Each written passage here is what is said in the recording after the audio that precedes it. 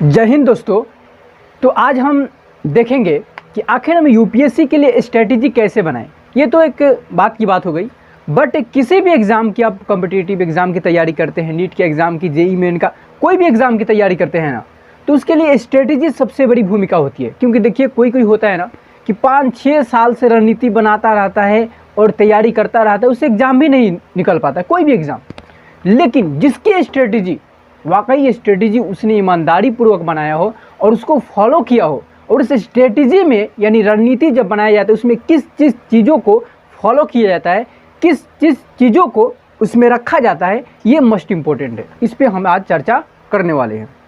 देखिए, पहला नंबर होना चाहिए अंडरस्टैंड द एग्ज़ाम, यानी हमें होनी चाहिए, पहले आप नोट करने की कोशिश करेंगे, हर एक पॉइंट को आप नोट करेंगे अगर आपको स्ट्रेटेजी बनाना है तो। ठीक है, पहला चीज़ क्या करना है? पहला चीज़ करना है कि परीक्षा की समझ। किस चीज़ की समझ? परीक्षा की समझ, यानी कि अंडरस्टैंडिंग द एग्ज़ाम। परीक्षा की समझ होनी चाहिए पहला नंबर। अब परीक्षा की समझ क्या होनी चाहिए? जैसे मान के चलिए आपने यूपीएससी के लिए स्ट्रेटेजी बनाया, तो उसमें आपको पता होना चाहिए कि यूपीएससी का एग्ज़ाम पैटर्न क्या होता है, बीपीएससी का एग्ज़ाम पैटर्न क्या होता है, कोई भी स्टेट पीसीएस का एग्ज़ाम की तैयारी करते हैं उसका एग्ज़ाम पैटर्न क्या होना चाहिए, है ना। प्रीलिम्स एग्जाम क्या होता है, मेंस एग्जाम क्या होता है, उसमें क्वेश्चन कितने पूछे जाते हैं प्रीलिम्स एग्जाम में, है ना। मेंस में कितने पेपर होते हैं, कौन पेपर क्वालिफाई के लिए होता है, कौन मेरिट के लिए होता है, इंटरव्यू कितने मार्क्स का होता है, ये आपको परीक्षा की समझ होनी चाहिए। ठीक है, पहला नंबर आप कन्फर्म हो गए कि परीक्षा की हमें समझ होनी चाहिए। अच्छे तरीके से जानकारी आपको लेना चाहिए कि आप जिस एग्ज़ाम की तैयारी करते हैं कोई एग्ज़ाम का एग्ज़ाम पैटर्न क्या है। दूसरी नंबर बात आता है, दूसरा नंबर हमारे पास आता है सिलेबस। क्या आता है? हमारे पास आता है सिलेबस, है ना। सिलेबस इन्हीं से बोलते हैं पाठ्यक्रम। क्या बोलते हैं? पाठ्यक्रम। क्या बोलते हैं? इसे बोलते हैं पाठ्यक्रम। पाठ्यक्रम का मतलब क्या होता है? Syllabus analysis. क्या होना चाहिए? सिलेबस एनालिसिस, मतलब पाठ्यक्रम, यानी कि सिलेबस को आपको विश्लेषण करना है। आखिर यूपीएससी के प्रीलिम्स में क्वेश्चन कहाँ से आता है? हिस्ट्री से आता है, ज्योग्राफी से आता है, आर्ट एंड कल्चर से आता है, क्या वर्ल्ड से आता है, वर्ल्ड जो हिस्ट्री होता है क्या वहाँ से आता है कि नहीं? तो आप देखेंगे नहीं। जब आप सिलेबस को देखेंगे तो आपको पता चलेगा कि प्रीलिम्स में वर्ल्ड हिस्ट्री से क्वेश्चन पूछता ही नहीं है, वर्ल्ड ज्योग्राफी से क्वेश्चन पूछता है। लेकिन वही आप सिलेबस नहीं देखे होंगे तो आप वर्ल्ड हिस्ट्री को बहुत अच्छी तरीके से, चलो भाई प्रीलिम्स में क्वेश्चन नहीं, प्रीलिम्स में क्वेश्चन नहीं पूछता, एक भी क्वेश्चन नहीं पूछने वाला है, याद रखिएगा। तो हमें सिलेबस की भी समझ होनी चाहिए।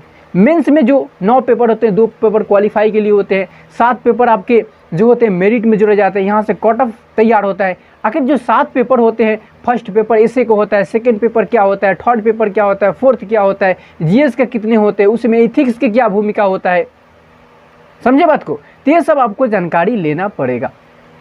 इंटरव्यू क्या होता है, इंटरव्यू में क्या पूछे जाते हैं, कॉम्प्रिहेंशन क्या होता है, तो सिलेबस की आपको समझ होनी चाहिए। तो दूसरा नंबर आपको फोकस करना है, सिलेबस को समझने के लिए समय को लगाना है। ठीक है, चलिए हम तीसरी नंबर बात करते हैं स्टडी मटेरियल का। तीसरी नंबर किस पे चलते हैं? स्टडी। किस पर? Study material. जो स्टडी मटेरियल होता है ना, स्टडी मटेरियल, तो हमारे पास एक सवाल आता है कि स्टडी मटेरियल में क्या करें।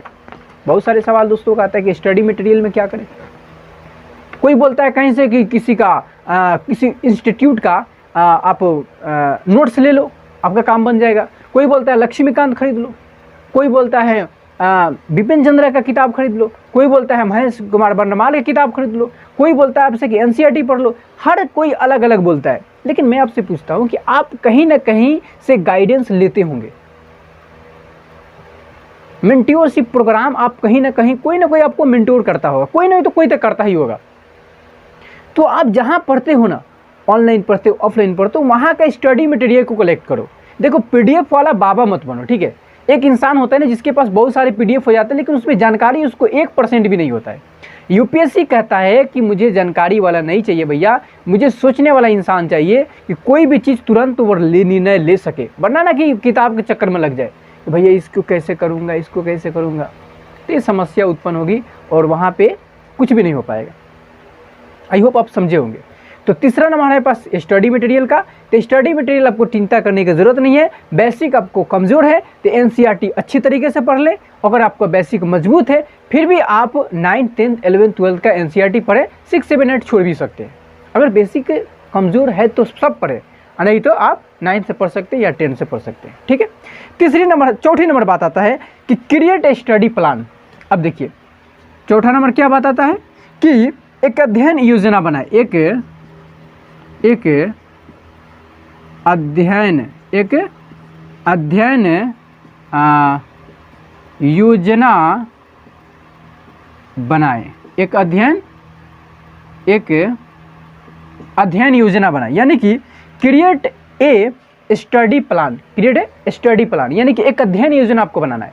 अब ये अध्ययन योजना कैसे होना चाहिए कि मान के चलो मैं आपको बताऊं कि आपको इस तरीके से आपको बनाना है स्टडी प्लान कि आपका सारा सिलेबस, आपके पास जितने साल समय है, 1 साल समय है, 2 साल समय है, 10 महीने की समय है, आपके पास देखिए मंथ देखना है कि कितने आपके पास बचा है महीना, कितने आपके पास समय आपको मिलता है, उसके हिसाब से आपको सिलेबस को इस तरह से एक प्लान बनाना है कि आपका सिलेबस वहाँ तक जात प्रीलिम्स तक सिलेबस खत्म हो जाना चाहिए।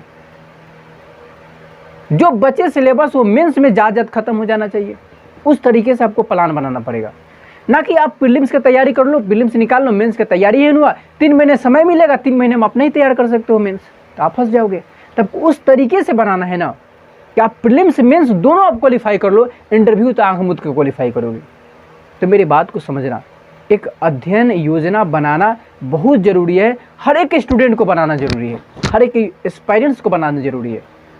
मैं तो कहूँगा कि अध्ययन योजना हर किसी को बनाना चाहिए, अपने ज़िंदगी में हर किसी को 1 ना 2 घंटा समय पढ़ने के लिए निकालना चाहिए, लेकिन आप तो स्टूडेंट हो, आपके पास पूरा समय है पढ़ने के लिए, ठीक है। तो मैं आप आगे बढ़ूँ। अब ये नहीं कि अध्ययन योजना में सब कुछ आपको रिवीजन के लिए भी रखना है, मॉक टेस्ट के लिए भी रखना है, प्रैक्टिस के लिए भी रखना है, आंसर राइटिंग के लिए भी रखना है, सब कुछ रखना है इसमें, ठीक है। 5वां नंबर बात करते हैं, सबसे ज़्यादा जो सवाल आता है करंट अफेयर्स, किस पे आता है? Current affairs. क्या हम कौन सी किताब पढ़ें, है ना, द हिंदू पढ़ें या हम इंडियन एक्सप्रेस पढ़ें, क्या पढ़ें? इंडियन एक्सप्रेस पढ़े, द हिंदू पढ़े या दैनिक जागरण पढ़े, क्या पढ़ें हम? देखिए हिंदी हो या इंग्लिश हो, मैं यही बोलूँगा कि आप हिंदी में भी है ना तो आपको याद रखिएगा उसमें आपको 300 मार्क्स का एग्ज़ाम देना है मेंस में क्वालिफाई के लिए। तो भाई इंग्लिश आपको मजबूत होना चाहिए, तो आपको द इंडियन एक्सप्रेस हो, द हिंदू, या आप आराम से पढ़ सकते हैं इसको, ठीक है। तो करेंट अफेयर्स जब पढ़े ना तो कुछ ऐसे जब पॉइंट आते हैं उसको आप नोट भी करने की कोशिश, जो एग्ज़ाम में पूछे जाते हैं, और जो चीज़ आपको याद हो जाए तो कोई दिक्कत नहीं, लेकिन जो आपको लगे वो हमको मान के चलो इकोनॉमिक्स से इसका संबंध है, इसका आर्ट एंड कल्चर से संबंध है, इसका रिलेशनशिप से संबंध है, इसका पॉलिटी से संबंध है ना, इसका मान के चलो ज्योग्राफी से संबंध है।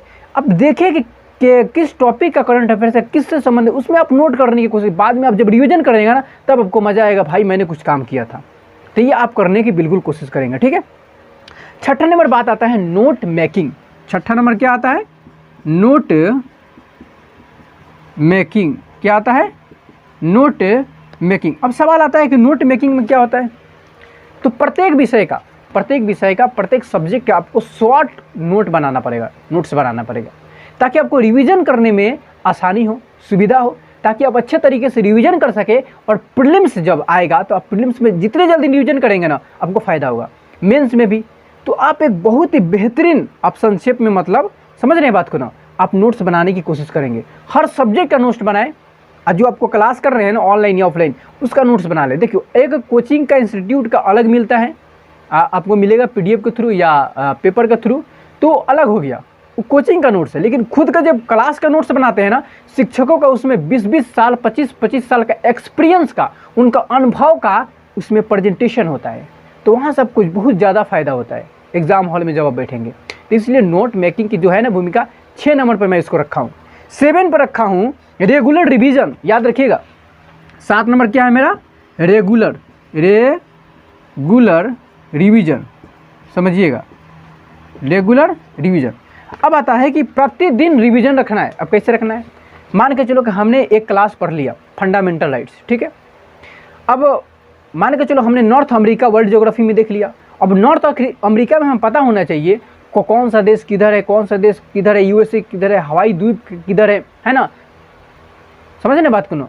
तो ये सब चीज़ों का आपको पता होना चाहिए। कैसे पता होगा? जब एक बार पढ़ लेते हैं, एक बार जब नोट्स देख लेते हैं, यानी कि जो आपके पास मटेरियल होता है, उसके बाद आपको रिवीजन करना है, अपने से उसको बनाना है, ठीक है, और अपने से आपको उसको समझना है, लिखना है, और कुछ देर सोचने पर बल देना है। 20-25 मिनट सोचिए उस सब्जेक्ट पे। फंडामेंटल राइट्स के मान के चलिए आर्टिकल आपका 15 हो गया, आर्टिकल 19 हो गया, तो उस पर आप सोचिए कि आर्टिकल 19 क्या कहता है, क्या नहीं कहता है, इससे वो क्या फ़ायदा है, क्या हमें इसमें कुछ बदलाव करना चाहिए, ये अपने आप में सोचिए आप, जिससे आपको चीज़ें जब आप रिवाइज करेंगे ना, वो चीज़ें याद होती है।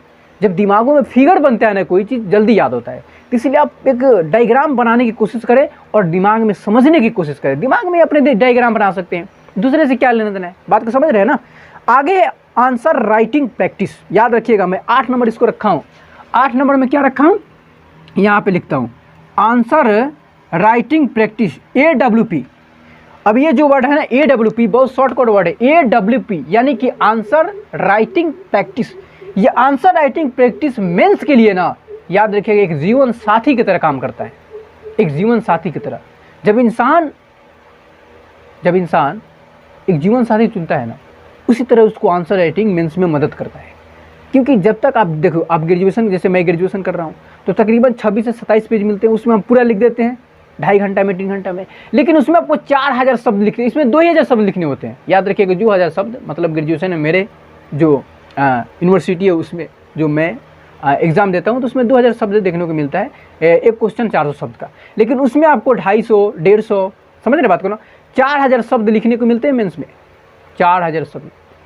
इथिक्स में थोड़ा कम मिलता है। तो मेरे बात को आप समझेंगे, आप जितने आंसर राइटिंग पर फोकस करेंगे ना, उतने मज़ा आएगा, और जितने बेहतर तरीके से उसमें प्रेजेंटेशन करके आएंगे, रिप्रेजेंट करके आएंगे चीज़ों को, तो उतना ही आपको मार्क्स अच्छा खासा मिलेगा, ठीक है। तो ये हमारा था आंसर राइटिंग 8 नंबर, ठीक है। 9 नंबर हमारे पास आता है मॉक टेस्ट। अब हर किसी का सवाल आता है कि भैया मॉक टेस्ट दे या ना दे। मैं बोलूँगा बिल्कुल दो भैया, मॉक टेस्ट बिल्कुल दो, इसमें आपको सोचने की ज़रूरत है ना, किसी से पूछने की ज़रूरत है। मॉक टेस्ट देना है, दो मॉक टेस्ट। तो 9 नंबर हमारे पास आता है मॉक टेस्ट। मॉक टेस्ट, ये मॉक टेस्ट क्या होता है? देखिए, मॉक टेस्ट ऑफलाइन भी होता है और ऑनलाइन भी होता है। आपको कैसा देना आप जानते हैं, आप मॉक टेस्ट ऑनलाइन भी दे सकते हैं और ऑफलाइन भी दे सकते हैं। तो मॉक टेस्ट बिल्कुल दे, लेकिन कब? मान के चलिए आपने कोई टॉपिक पढ़ लिया, फंडामेंटल राइट्स पढ़ लिया, बात को समझ रहे हैं ना। मान के चलिए अपने सारे संशोधन पढ़ लिया, तो आप एक बार उस टॉपिक को पूरा उठाइए, जैसे फंडामेंटल राइट्स हो गया, उठाकर उसको देखिए। इन्वायरमेंट का कोई टॉपिक पढ़ लिया आपने, हिस्ट्री, ज्योग्राफी, कोई भी चीज़ का आपने टॉपिक पढ़ लिया, मान के चलो, है ना। एक बार देखो आप कि आखिर मैंने जो टॉपिक पढ़ा इससे क्वेश्चन सॉल्व हो रहा है या नहीं, प्रीलिम्स का, मेंस का। अगर हो रहा है तो आपने अच्छी पढ़ा है, अगर आपसे नहीं हो रहा है तो समझ लो कि आपने कहीं ना कहीं त्रुटि किया है, आपने कहीं ना कहीं कमज़ोर तरीके से पढ़ा है। उसको और अभी आपको इफेक्टिवली तरीके से पढ़ना पड़ेगा, यानी बहुत ही प्रभावी ढंग से पढ़ना पड़ता है यूपीएससी के लिए, याद रखिएगा। तो मॉक टेस्ट तो आपको देना ही पड़ेगा। जब तक नहीं देंगे तब तक पता कैसे चलेगा कि कौन सा टॉपिक हमारा कमज़ोर है, कौन सा टॉपिक वीक है, ठीक है। 9 नंबर बात है। 10 नंबर हमारे पास आता है ऑप्शनल सब्जेक्ट। मैं 10 नंबर पे रखा हूँ ऑप्शनल सब्जेक्ट को। अब देखिए, ऑप्शनल जो सब्जेक्ट है 10 नंबर, बात को समझिएगा, ऑप्शनल सब्जेक्ट, ठीक है। ऑप्शनल, ओ से ऑप्शनल, एस से सब्जेक्ट, यानी वैकल्पिक विषय। हर एक यूपीएससी एस्पायरेंट्स को, स्टेट पीसीएस की जो तैयारी करता है उसके लिए भी वैकल्पिक, कहीं कहीं वैकल्पिक है। तो जो वैकल्पिक सब्जेक्ट होता है, विषय होता है, उसमें आपके मर्जी के, जैसे हिंदी मीडियम में हिस्ट्री ले लेते हैं, भूगोल ले लेते हैं लोग, है ना, सोशोलॉजी ले लेते हैं, अलग अलग तरीकों के लेते हैं। जैसे इंग्लिश मीडियम का है तो बेचारा अपना पॉलिटिकल साइंस ले लेता है। तो मेरे कहने का मतलब है कि आप ऑप्शनल सब्जेक्ट को जितना जल्दी हो सके उसको आप चुन लें कि आपको क्या लेना है, हिस्ट्री लेना है, ज्योग्राफी लेना है, पॉलिटिकल साइंस, इकोनॉमिक, जो भी आपको लेना है, आप एक बार उसको जल्दी से जल्दी चुनें। इसे 6 महीना समय दें, ज़्यादा देने की जरूरत नहीं है, लेकिन ऑप्शनल सब्जेक्ट आपको चुनना जरूरी है। ये ना कि मेंस प्रीलिम्स से निकल जाए तब आप चुनो कि ऑप्शनल सब्जेक्ट मुझे अब हिस्ट्री लेना है। तो याद रखना, 3 महीने में ऑप्शनल सब्जेक्ट कवर नहीं होता है। इंटरव्यू में भी ऑप्शनल सब्जेक्ट से क्वेश्चन पूछे जाते हैं, क्योंकि भाई आप उसमें अच्छी तरीके से पढ़े हो ना। 500 नंबर की बात है, मेंस में कितना, 500 नंबर का GS1 GS2 दो एग्जाम होगा, 2 पेपर होगा। कोई भी आप सब्जेक्ट लो, तो मेरे बात को आप समझने की कोशिश करना, ठीक है। इफेक्टिवली तरीके से पढ़ो, इफेक्टिवली याद ना खाइए, जो वर्ड है ना बहुत बहुत कोरिंग वर्ड है। इफेक्टिवली प्रभावी ढंग से पढ़ो, मन से पढ़ो, समझ में आया। क्या करना है, ज्वाइन मतलब टेस्ट सीरीज ज्वाइन करना है, ठीक है। और 12 नंबर में स्टे मोटिवेटेड एंड हेल्दी, अपने आप को मोटिवेट रखो, अपने आप को स्वस्थ रखो, क्योंकि पढ़ाई में स्वस्थ अपने आप को रखना। 11 नंबर क्या है कि आपको ज्वाइन करना है टेस्ट सीरीज में, ठीक है। 12 नंबर क्या है, आप अपने आप को मोटिवेटेड रखो, आप अपने आप को हेल्दी रखो। क्यों मोटिवेटेड नहीं रखोगे, कोई आपको डिमोटिवेट कर देगा, बोल देगा अरे बाप रे यूपीएससी की तैयारी करता है, देखते हैं कैसे निकाल लेता है। ऐसे नहीं होता भाई, अपने आप को मोटिवेट करो। ये मोटिवेट वीडियो देखकर नहीं होता है, किताबें पढ़ो, महान महान हस्तियों का किताब पढ़ो, स्वस्थ रहो, उस तरीके से खाओ कि आपको मतलब पढ़ाई में परेशानी ना हो, ठीक है। और रोज़ 8 घंटा निकालो। उसके बाद मैं बताऊंगा, आप यूपीएससी की वेबसाइट से जुड़े रहो। मैं इसलिए बताता हूँ ये बात बीच में कि आपको पता चलेगा कि नोटिफिकेशन मिलता रहेगा, ठीक है। तो ये आपको जानना चाहिए। उसके बाद आप मॉक इंटरव्यू की तैयारी करते रहो, ठीक है। और मेरा नेक्स्ट बात है कि आप कंसिस्टेंसी बनाए रखो, याद रखिएगा कंसिस्टेंसी। ये नहीं कि यार आज पढ़ लिया घंटा, कल 2 घंटा, फिर कैसे होगा, नहीं भाई, रोज आपको 8 घंटा कम से कम पढ़ना पड़ेगा। याद रखिएगा, अगर इंसान समय से खा सकता है तो पढ़ाई क्यों नहीं समय से कर सकता है। जब इंसान को पर डे 6 घंटा सोने को चाहिए, 6-7 घंटा जब सोएगा तब वो हेल्दी अपने आप को महसूस करेगा। तो मैं पूछता हूँ कि जब सोने के लिए 6 घंटा इंसान सो सकता है अपने शरीर के, मैं पूछता अपने जीवन को एक अच्छा बनाने के लिए 8 घंटा क्यों नहीं पढ़ सकता है, 10 घंटा क्यों नहीं पढ़ सकता है।